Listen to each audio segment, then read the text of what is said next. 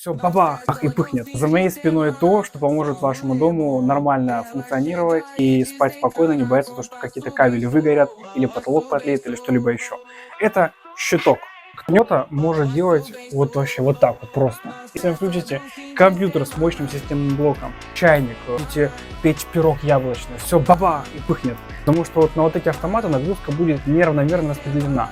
Поэтому мы делаем больше автоматов, чтобы группировать все приборы и все узлы освещения на каждый автомат равномерно. Это позволяет избежать перегрева кабеля, чтобы он функционировал не на 100%, а на 60-70% в рабочем диапазоне.